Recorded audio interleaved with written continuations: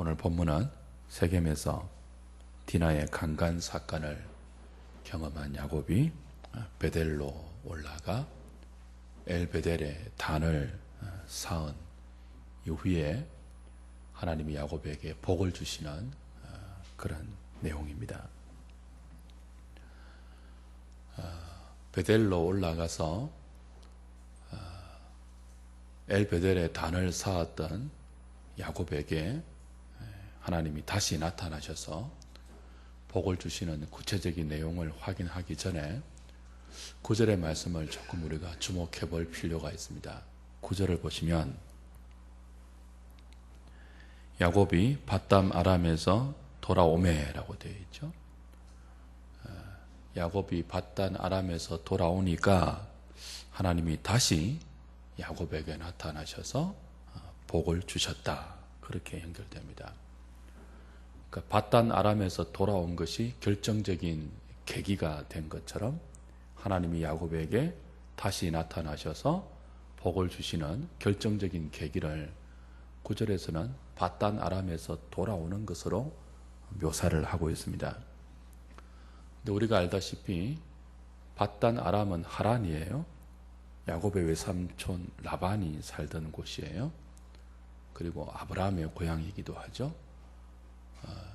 그 밧담 아람에서 야곱이 20년 동안의 삶을 청산하고 돌아온 지가 이미 몇 년이 지났습니까? 이미 10년이 지났어요. 근데 오늘 본문은 마치 지금이 야곱이 베델로 올라가서 엘베델의 단을 쌓은 지금이 야곱이 밧담 아람에서 돌아온 때인 것처럼 설명을 하고, 그래서 하나님은 다시 야곱에게 나타나셔서 복을 주고 있다. 그렇게 말씀하고 있죠.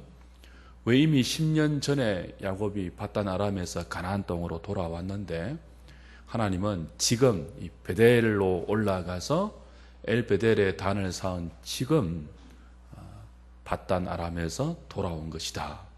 그렇게 평가하고 있을까요?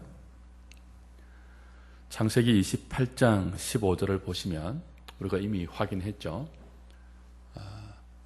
야곱이 형 에서의 분노를 피해서 밧담 아람으로 도망가지 않습니까? 28장에서 그 도망가던 그날 밤에 하나님이 야곱을 찾아오십니다.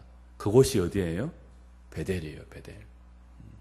그러니까 야곱이 가나안 땅을 떠나서 살기 위해 밧담 아람으로 도망가던 그날 밤에 하나님이 베델에서 야곱을 찾아와 사닥다리의 환상을, 꿈을 허락하시고 약속을 주셨단 말이에요. 복을 주셨단 말이에요. 그 약속과 복의 내용이 뭐냐 하면 나중에 나오겠지만 땅과 자손을 주시겠다는 약속을 하고 반드시 내가 이곳으로 돌아오게 하겠다. 네가 이곳에 돌아올 때까지 내가 너를 지키고 너에게 자손을 준다. 그 약속을 하셨단 말이에요. 어디에서요? 베델에서요. 어디로 갈 때요? 밧담 아람으로 도망갈 때. 그러니까 하나님의 입장에서 야곱이 밧담 아람에서 다시 돌아왔다는 것은 어디로 와야 되는 거예요? 가나안의 다른 곳으로 가서는 안 되고 바로 이 야곱이 밧담 아람으로 도망갈 때 하나님이 만나 주셨던 그곳 이 베델로 야곱이 돌아와야지만 비로소 메소포타미아 밧담 아람에서 야곱이 돌아온 것으로 인정해 줄 수 있는 거죠. 그러니까 야곱이 밧담 아람에서 20년 동안 살다가 돌아왔어요. 하나님의 인도로 돌아왔어요. 그리고는 아직 어디까지 안 갔다고요? 베델까지 안 가고 세겜에서 10년 동안 머물다가 어떤 사건을 당한 거예요? 디나가 강간당하고 디나의 오라비가 세겜성의 모든 남자를 몰살시키고, 그죠? 복수했던 처절한 복수극이 벌어졌죠. 그리고 이제 하나님이 나타나셔서 일어나 베델로 올라가라 명령을 하셨고, 그 명령에 야곱이 순종해서 뭐 했습니까? 우상을 다 버리고 자신을 정결하게 하고 의복을 갈아입는 대대적인 영적 각성을 버리고 나서 그리고 베델로 돌아온 거예요. 그러니까 야곱이 베델로 돌아왔을 때 하나님은 밧단 아람에서 돌아왔다 그렇게 평가했는데, 밧단 아람에서 비로소 야곱이 돌아왔다는 것은 야곱의 몸이 지리적인 베델의 장소로 옮겼다 하는 것만 의미하는 것이 아니고, 결국 밧단 아람으로 도망치던 30년 전에 하나님이 야곱에게 주셨던 그 복의 내용대로 그 약속하셨던 하나님 앞으로 야곱의 마음이 돌아온 거예요. 단순히 야곱의 몸이 지리적인 장소인 베델에 가 있다 그 정도가 아니고, 베델에서 야곱을 찾아오셔서 복을 주시고 약속을 주셨던 그 하나님께 야곱의 마음이 돌아오고 야곱의 믿음이 돌아오고 야곱의 삶이 돌아왔을 때 비로소 하나님은 어떻게 인정했다고요? 야곱이 메소포타미아 밧단 아람에서 내게로 돌아왔다. 그렇게 인정하시고 뭘 하신다고요? 복을 주고 계신다고요. 복을 주고.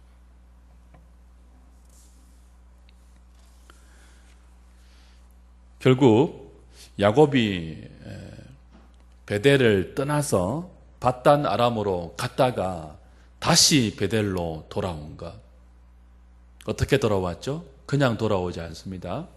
우상을 버리고 자신을 정결하게 하고 의복을 갈아입고 돌아왔단 말이에요. 30년 전에 밧단 아람으로 도망갈 때 야곱의 이름은 야곱이었습니다. 30년 후에 밧단 아람에서 베델로 다시 돌아올 때 야곱의 이름은 이스라엘이었습니다. 이때 이스라엘은요, 10년 전의 이스라엘과 다르죠. 10년 전에 야복 강가에서 하나님과 씨름할 때 하나님에게 환도뼈를 맞고 이스라엘로 이름이 바뀌었지만, 그러나 세겜에서 10년 동안 사는 야곱의 삶은 이스라엘의 이름답게 살지 못했어요. 세겜에서 사는 동안에 우상을 얼마나 많이 만들었습니까? 그리고 얼마나 온 가족들이 세겜의 문화에 더럽혀졌고 그들의 삶이 더럽혀졌습니까? 그러니까 세겜에서 10년 동안에 야곱은 하나님의 은혜로 이름이 바뀌어지는 복을 받았지만 그 바뀌어진 이름에 걸맞는 삶을 살지를 못했어요. 그러다가 10년이 지난 이후에 디나의 강간 사건을 만나고 나서 비로소 뭐예요? 우상을 버리고 자신을 정결하게 하고 의복을 갈아입는 이름에 걸맞는 이스라엘, 이름 뜻이 뭐라고 했죠? 하나님과 겨루어 이기다는 뜻이 문자적인 뜻이지만 의미적인 뜻이 무엇이었죠? 하나님마저도 붙어서 지지 않고 끝까지 이기려고 했던 야곱이지만 이제는 뭐예요? 그런 야곱을 하나님이 대신 싸워주시는 존재로 만드는 것. 그게 이스라엘의 본래의 의미예요. 하나님과 겨루어 이겼다는 것이 뭐라고요? 하나님이 이제는 대신 싸워주시는 인생이 되는 거예요. 하나님이 대신 싸워주시는 게 언제입니까? 우상을 버리고 자신을 정결하게 하고 의복을 갈아입을 때입니다. 그렇게 베델을 떠날 때, 그렇게 세겜을 떠날 때 세겜성의 모든 족속들이 야곱을 두려워했습니다. 아무도 건드리지 못했죠. 하나님이 대신 싸워주는 이스라엘의 인생이에요. 그러니까 30년 전에 밧단 아람으로 도망가서, 그죠? 20년 동안 고생하다가 밧단 아람을 나와 세겜에서 10년 머물고 베델로 올라가기까지 이 30년 동안의 삶은 사실은 무엇으로 압축할 수 있는 시간이에요? 야곱의 이름이 이스라엘로 바뀌고 바뀐 이름에 걸맞게 우상을 버리고 자신을 하나님 앞에서 거룩하게 만들고 삶을 바꾸는 의복을 갈아입는 그 이스라엘이 되기까지 몇 년이 걸린 거라고요? 30년이 걸린 거예요. 30년이. 긴 세월입니다. 주 안에 사랑하는 여러분, 밧단 아람에서 야곱이 돌아왔다. 그리고 하나님은 돌아온 야곱에게 복을 주셨다. 그렇게 되기까지 30년이 걸렸다 하는 이 내용을 보면서 우리가 기억해야 될 중요한 교훈이 하나 있습니다. 30년이 걸렸죠, 야곱에게. 그러니까 야곱의 인생에서 가장 중요했던 것은 뭐예요? 사실 오늘 본문이 야곱의 일생에서는 이제 마지막 부분입니다. 거의 끝이에요. 그 다음부터는 에서의 족보가 나오고요, 요셉으로 넘어간다고요, 스토리가. 그러니까 야곱의 인생은 여기가 끝입니다. 뭘 말하고 싶은 거예요? 야곱의 인생에서 가장 중요했던 것은 이스라엘답게 바뀌는 거예요. 그 세월 30년을 창세기는 야곱의 생애로 할애하고 있다고요. 이건 오늘 저와 여러분의 인생에 있어서도 남은 저와 여러분들의 생애에서 가장 중요한 것이 무엇인지를 돌아보게 하는 교훈입니다. 우리의 생애에서 저와 여러분들이 하나님께 허락받은 남은 생애에서 가장 중요한 것은 바로 이 부분이에요. 우리가 중요하게 생각하는 것은 끊임없이 성공입니다. 세상에서 성공이에요. 부귀와 장수와 명예와 권세입니다. 이게 우리가 중요하게 생각하는 우리 남은 생애 동안의 관건이에요. 그런데 하나님은 우리가 중요하게 생각하는 것보다 다른 차원의 중요함을 우리 생애 동안에 만들어 가신다고요. 누구처럼? 야곱처럼요. 그게 뭐죠? 밧단 아람에서 돌아오는 거예요. 그게 이제 복을 주시는, 밧단 아람에서 돌아오는 야곱에게 복을 주시는 그 복의 내용에서 확인될 것이지만, 하나님이 우리의 남은 생애에서 가장 중요하게 여기시고 우리의 생애 동안에 만들어 가실 것은 부귀와 장수와 귀와 명예와 성공이 아니고 뭐예요? 하나님께 돌아오는 거예요. 어디에서? 밧단 아람에서. 무엇을 거쳐서요? 디나의 강간 사건을 거쳐서 영적 각성을 이룬 것처럼 우상을 버리고 자신을 정결하게 하고 의복을 갈아입고 하나님께 돌아오는, 몸만 베델로 돌아오는 정도가 아니고 야곱의 정신이, 야곱의 믿음이, 야곱의 삶이 자신을 만나 주셨던 그 하나님께 진정으로 돌아오는 것. 그래서 이스라엘답게 변하는 것. 그래서 하나님의 친백성이 되는 것. 거기에 하나님은 저와 여러분들의 남은 생애에 가장 중요한 하나님이 이루실 주제로 삼으시고 야곱을 이끄신 것처럼 저와 여러분들의 인생을 이끌어 가실 것입니다. 야곱은 30년 걸렸죠? 저와 여러분들은 몇 년이 걸릴까요? 이걸 빨리 깨닫고 밧단 아람에서 돌아온 야곱처럼 우상을 버리고 자신을 정결하게 하고 의복을 갈아입고 돌아왔던 야곱처럼 저와 여러분들도 그렇게 하나님의 뜻을 발견하고 그 하나님의 뜻에 우리의 남은 생애를 순종시켜서 많은 우상들을 버리고 자신을 세속으로부터 정결하게 씻고 하나님이 기뻐하지 않는 삶의 옷들을 거룩한 옷으로 그리스도로 옷 입고 우리의 마음과 정신과 생각과 믿음과 우리의 삶을 하나님께로 돌이키는 그 기간이 말씀에 순종하는 것만큼 단축될 수도 있고 야곱보다 더 길어질 수도 있습니다. 이제 우리한테 달려있는 거죠. 소망하기는 야곱이 30년 걸렸다면 우리는 더 짧아지기를 소망합니다. 야곱이 딸의 그 기가 막힌 강간 사건을 당하고, 그렇죠?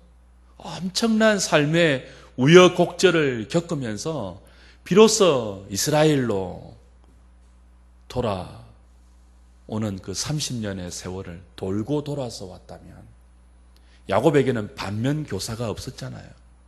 근데 우리에게는 성경에 기록된 야곱의 삶이 우리의 반면교사가 되잖아요. 그러니까 훨씬 단축시킬 수 있는 가능성이 있죠. 우리의 어리석음 때문에 알고도 보고도 읽고도 야곱의 뒤를 따라가는 것이 아니고 야곱보다 절반이나 그 기간을 줄여서 남은 우리의 생애는요, 이스라엘의 이름의 복을 누리면서 사는 저와 여러분들의 생애 될 수 있기를 주의 이름으로 축복합니다.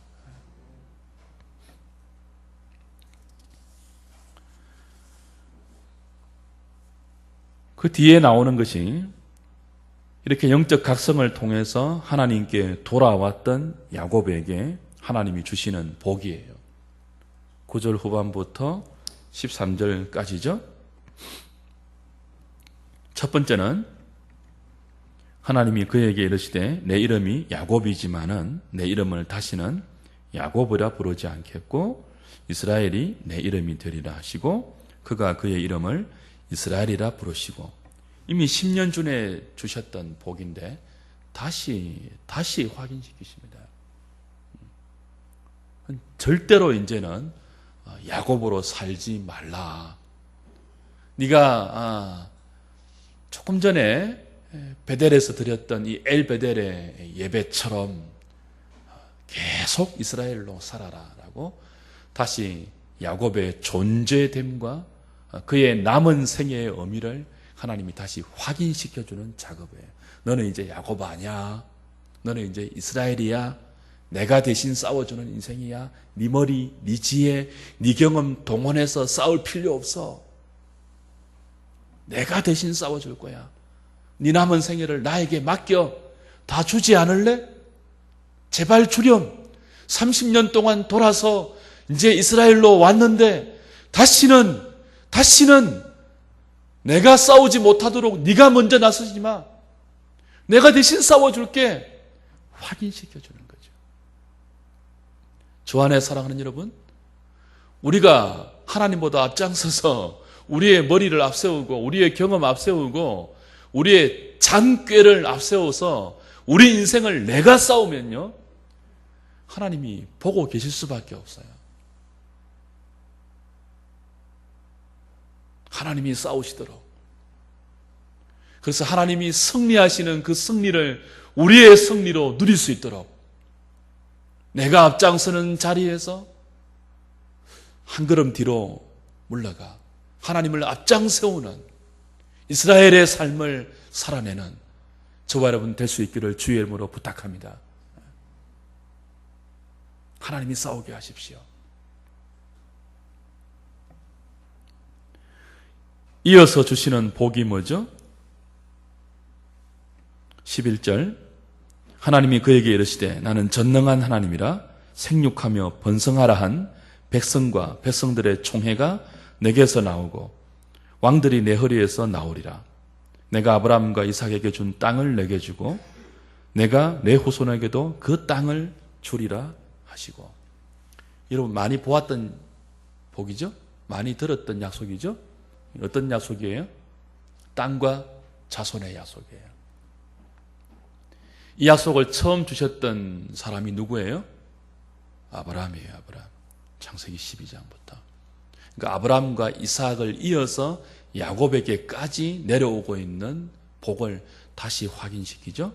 그리고 사실 말씀드렸던 28장 15절 이하에 나오는 30년 전에 밧단 아람으로 도망갈 때 하나님이 베델에서 야곱을 만나 주셨을 때 주셨던 복이 동일한 땅과 자손의 약속이에요. 그걸 다시 확인시키는 거예요. 30년 전에는 야곱 혼자 경험했던, 야곱 혼자 받았던 복인데 30년 후에는요, 이름이 이스라엘로 바뀌었고 야곱 혼자가 아니고 하나님이 밧단 아람에서 20년 동안 허락하셨던 가족과 더불어서 야곱과 함께하는 모든 언약의 자손들과 더불어서 이 복을 다시 받고 있습니다. 새로운 복이 아니에요. 조상 아브라함 때부터 주었던 약속했던 복이에요. 아버지 이삭에게도 하나님이 약속했었던 복이에요. 그리고 자신에게도 30년 전에 주셨던 복이에요. 땅과 자손의 복이에요. 사랑하는 여러분, 하나님이 우리에게 주실 수 있는 복이 얼마나 많습니까? 얼마나 많아요. 그런데 아브라함과 이삭과 야곱을 이어서 하나님은 줄창 이 두 가지만 약속하세요. 뭐만? 땅과 자손. 다른 복도 얼마나 많아요. 그리고 아브라함과 이삭과 야곱은 사실 다른 복을 더 받고 싶었는지 몰라요. 그런데 택함받은 아브라함과 이삭과 야곱은요, 줄기차게 이 복만 반복적으로 약속을 받고 있고 이 복을 받는 백성으로 만들어지고 있다고요, 지금. 그게 뭡니까? 땅과 자손에 관한 거예요. 특별히 자손은 조금 더 발전되고 확장되는 그런 설명으로 기록되어 있죠. 생육하고 번성하라 한 그 백성과 백성들의 총회가 네게서 나올 것이다. 그리고 그 총회가 나라를 이루고 그 나라를 다스리는 왕들이 네 허리에서 나올 것이다. 말하자면 네가 하나님 나라의 민족의 조상이 된다는 거예요. 아브라함과 이삭과 너를 통하여 약속하신 하늘의 별 같은 많은 자손을 하나님이 주실 것이고, 그죠? 이 자손은 하나님이 창세기에서 이미 1장, 2장에서 이미 인간을 창조하시고 아담과 하와에게 생육하고 번성하라 한 그 복의 연장이라는 거예요. 그리고 그 나라에 다스릴 왕이 네 허리에서 나오게 될 것이다. 나라에 관한, 그 나라의 백성에 관한 약속입니다. 땅은요, 그 나라의 백성들이 살아갈 약속의 땅 가나안을 이야기하죠. 반복해서 말씀드리지만 자손과 땅의 약속은 무엇에 관한 약속이에요? 무엇에 관한 복이에요? 하나님 나라에 관한 복이에요. 그러니까 결국 하나님이 30년 만에 밧단 아람에서 돌아온 야곱에게 다시 반복적으로 확인시켜주는 복이 뭐예요? 너는 하나님 나라의 백성이라는 거예요. 내가 너에게 줄 복은 하나님 나라의 백성이 받는 복이라는 거예요. 하나님 나라의 백성이 받는 복이 뭐죠? 그 나라의 왕이신 하나님이 다스리는 복이라는 거예요. 하나님이 다스리는 인생이 되게 하겠다는 거예요. 하나님 나라의 3요소 기억나시죠? 첫 번째는 뭐죠? 그 나라의 왕이신 하나님의 통치입니다. 두 번째는 뭐죠? 그 하나님의 통치를 받는 그 나라의 백성이에요. 그 백성이 뭡니까? 아브라함을 불러서 이삭을 이어서 야곱의 12아들에 이르기까지, 그리고 아브라함, 이삭, 야곱을 이어서 그들에게서 나오는 수많은 후손들이에요. 하늘의 별 같은. 이제 애굽에 가서, 그죠? 430년 동안 수백만 명의 민족을 이루는 그 나라의 백성들이죠. 그리고 땅은 뭐죠? 그 백성들이 하나님의 통치를 받으면서 살아가야 하는 주권적인 영토예요. 국토예요. 이스라엘 땅이죠. 하나님이 그 백성을 언약의 율법으로 통치하시면서, 그렇죠? 그 나라의 왕과 백성의 관계는 법으로 맺어집니다. 하나님의 통치는 법으로 백성들에게 시행되어요.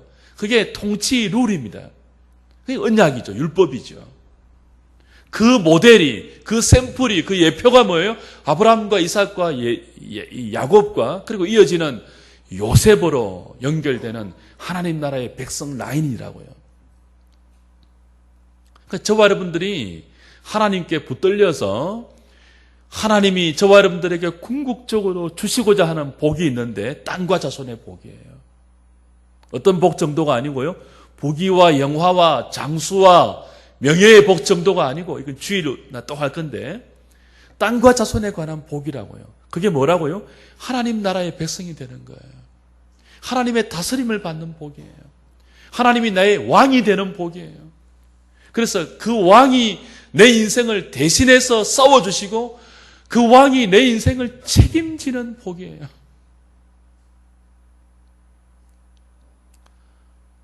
사실 하나님이 인생을 지으시고 에덴 동산에 두시면서 주셨던 복이 하나님 나라의 복이죠. 에덴 동산은 단순한 파라다이스가 아닙니다. 작은 하나님의 나라입니다. 그 나라의 왕으로 하나님이 계시고요. 그 나라의 백성으로 아담과 하와를 그 동산에 두시면서 하나님이 이 아담과 하와를 다스리는 룰을 선악과 언약에 담아서 주셨어요. 그리고 에덴 동산은 아담과 하와가 하나님 나라의 백성으로 살아가는 영토였죠. 땅이었죠. 에덴 동산은 파라다이스가 아니에요. 단순한 가든이 아니에요. 가장 작은 최초의 하나님의 나라입니다. 그 나라에는요, 안식이 있죠. 하나님의 안식이 있죠. 최초의 안식일. 안식이 있죠. 하나님의 안식이 무엇이었습니까? 기억나십니까? 있어야 할 것이 제자리에 있고 하나님의 통치가 모든 피조물 가운데 완벽하게 이루어져서 하나님 보시기에 심히 좋았던 하나님의 만족, 하나님의 기쁨, 그것을 우리 인간에게 나누어 주는 것이 하나님의 안식이에요. 하나님의 나라는 안식이 있다고요. 하나님의 통치를 받는 백성들에게는 안식이 있다고요. 우리의 삶이 있어야 할 자리에서 있을 때 오는 만족, 기쁨, 희열, 그것이 있다고요. 그리고 그 나라에는요, 때때로 하나님이 찾아오셔서 그 영광스러운 하나님의 영광을 통째로 우리에게 나누어주는 신적인 교통이 있었습니다. 생명의 교제가 있었어요. 에덴 동산에서 날이 선을 하면 하나님이 아담과 하와를 방문하셨죠. 날이 선을 하다란 말은 원어의 뜻은 바람이 불어오면 그런 뜻이에요. 이 하나님 나라에는요, 그 나라 백성들에게는요, 안식의 기쁨이 있고 또 무엇이 있어요? 하나님께서 손수 찾아오셔서 순간순간 찾아오셔서 날이 선을 할 때 하나님의 방문의 사인이 되는 바람을 동반하시면서 그 인생 가운데 찾아오셔서 당신의 생명을 나누어 주셨다고요. 교통. 우리 축도할 때 성령의 교통이 있을지어다 하는 이 교통. 피조물인 인생에게 창조주인 하나님이 당신의 영광을 손수 나누어 주시는 교통. 그 생명을 나누어 주기 위해서 날이 서늘할 때 방문하셨던 그 복이 있는 나라가 하나님의 나라예요. 안식이 있고 하나님의 방문이 있고 하나님 당신을 우리에게 나누어 주는 생명의 교통이 있는 그 나라. 그러나 최초의 에덴 동산은 그 나라가 완성된 것은 아니죠. 하나님은 아담과 하와에게 생육하고 번성하라 했습니다. 다스리고 정복하라고 했습니다. 지키라고 했습니다. 모든 유혹과 그 나라를 깨뜨리려고 방해하는 모든 원수의 방해를 언약에 순종해서 지키며 하나님과의 그 영광스러운 교통을 더 생명 가운데 확장시키고 번성시켜 나가는 더 영광스러운 상태로 발전시켜 나가는 사명이 있었다고요. 하나님의 나라를 사탄의 공격에서부터 지키고 지킬 뿐 아니고 뭐예요? 그 생명을 더 영광스럽게 누리는 사명이 있었다고요. 사명이. 우리가 아는 것이 무엇입니까? 그러나 아담과 하와는 그 영광스러운 하나님 나라의 백성으로서의 안식과 하나님과의 생명의 교통을 누리는 그 모든 기쁨과 그것을 발전시켜야 하는 사명을 잊어버리고 하나님 나라를 죄와 불순종 가운데 깨뜨려 버렸어요. 안식이 사라졌습니다. 안식 대신 수고와 슬픔이 찾아왔어요. 하나님과의 생명을 교통 가운데 누리는 자유와 기쁨과 생명 대신 사망과 저주와 고통이 찾아왔어요. 아담과 하와가 불순종했을 때, 언약을 어기고 불순종했을 때 하나님의 나라는 하나님이 다스리는 그 나라에서 쫓겨나게 되었고 인간이 하나님을 대신해서 하나님 노릇하고 자신의 왕국을 세우는 세상 나라가 임했습니다. 최초의 애초에 인간이 죄를 짓기 이전에 이 세상은요, 세상 자체가 하나님의 나라였습니다. 근데 인간이 죄를 짓자 하나님의 나라가 깨트려지고 세상 나라가 되어버렸습니다. 하나님은 죄로 말미암아 깨트려진 당신의 나라를 인간 나라 가운데 다시 회복시킨다고 여인의 후손을 약속하셨습니다. 아벨과 셋을 이어서 에노스 때에 하나님의 이름을 부르는 하나님 백성을 만들었고요. 노아 홍수를 겪고 바벨탑 사건을 이어서 아브라함을 불러서 이 세상 나라 속에, 바벨탑이 상징하는 세상 인간 나라 속에 다시 하나님이 왕이 되시고 그 왕의 통치를 기뻐하는 하나님의 백성을 만들어가는 그 하나님 나라를 재건하는 사역을 아브라함을 불러서 시작하셨어요. 그것이 어디까지 이어지고 있다고요?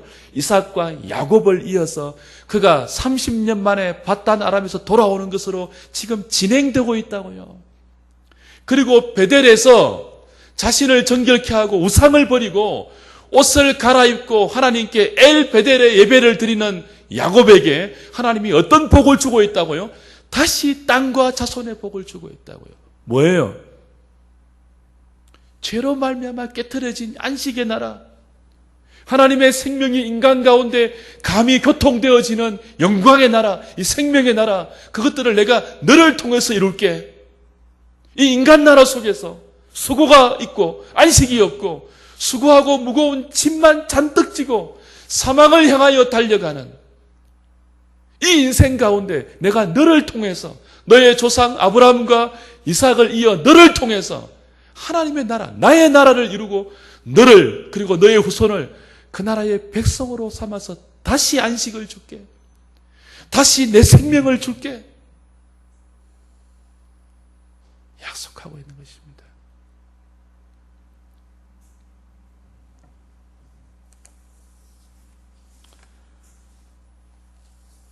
주 안에 사랑하는 여러분, 하나님이 지금 야곱에게 주고 있는 복은 새로운 게 아니에요. 이미 아브라함에게 주었던 복이고 아버지 이삭에게 주었던 복이고 야곱 자신에게도 30년 전에 말씀하셨던 복이에요. 하나님의 백성들에게 이 하나님의 복과 복이 담긴 언약은 끊임없이 역사를 통해서, 개인의 인생을 통해서 반복적으로 갱신되어 왔습니다. 내용은 똑같은데, 그죠? 조금 더 발전되고 조금 더 강조되어서 갱신되어 왔어요. 오늘 야곱에게 주셨던 이 복도 동일합니다. 하나님은 언약을 신실하게 지키시는 분이지만 그 언약의 대상으로 부름받아, 선택되고 부름받아 그 하나님의 손길 아래 있는 인생이지만 너무나 연약하기 때문에 그 언약의 하나님을 의지하지 않고 너무 자주 불신한 가운데 빠지는 우리 인간이기 때문에 언약은 하나님 때문이 아니고 연약한 우리 때문에 자주 반복되고 갱신되어야 합니다. 지금 야곱이 받는 복이 뭐예요?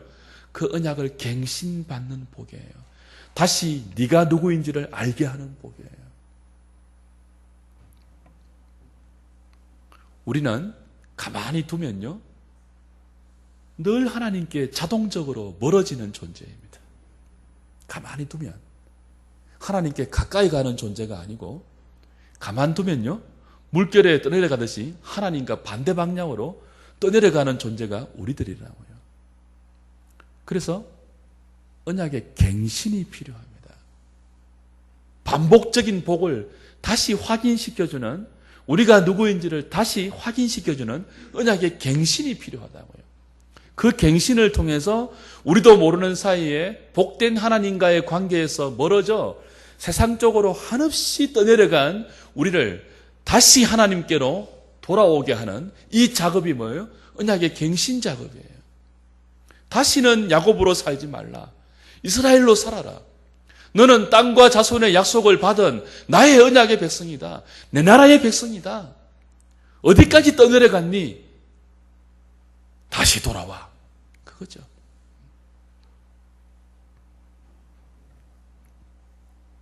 주 안에 사랑하는 여러분, 교회의 공적 예배와 모든 모이는 시간은 바로 이 언약을 갱신하는 시간이에요. 우리는 자동적으로 우리에게 주어진 인생을 살면서 하나님과 멀어진다고요. 우리 결심과 상관없이 자동적으로 떠내려간다고요.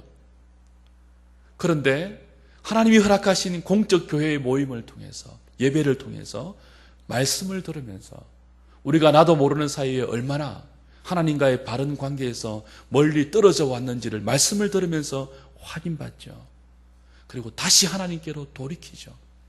그리고 내가 하나님께 땅과 자손을 약속받은 아브라함의 영적 후손인 것을 기억하고 나도 모르는 사이에 만들어왔던 이방 신상을 스스로 버리고 자신을 말씀에 비추어 정결하게 돌이키고 옷을 갈아입는 언약의 갱신을 우리는 모이는 예배 시간을 통하여, 공적 모임을 통하여 하나님으로부터 허락받는 것입니다.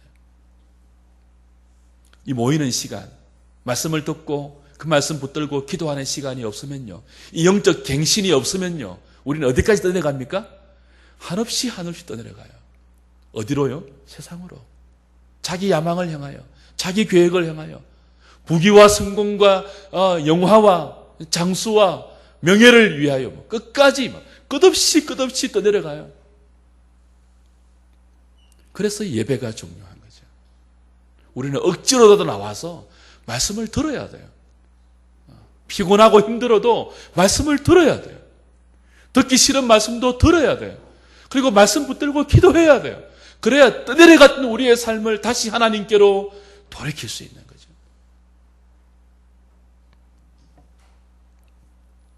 하나님께서 야곱에게 언약을 갱신시켜 주셨을 때 야곱은 14절, 15절에 나오는 것처럼 전제로 반응했습니다. 돌을 삼아 기둥을 삼고 30년 전에 했던 것과 똑같은 행동을 하고 있습니다. 조금 달라진 게 있죠. 30년 전에는요, 돌을 기둥으로 삼고 그냥 기름만 부었어요. 그리고 소원했지만 지금은요, 돌을 세우고 거기에 기름 붓기 이전에 뭐 합니까? 전제를 드려요. 전제는 포도주를 쏟아 부어서 하나님께 예배하는 것입니다. 이 포도주는 생명을 의미해요. 그러니까 지금 야곱은 언약을 갱신시켜 주시면서 너는 내 백성이다. 이제부터 내가 책임진다. 내 백성으로 살아라.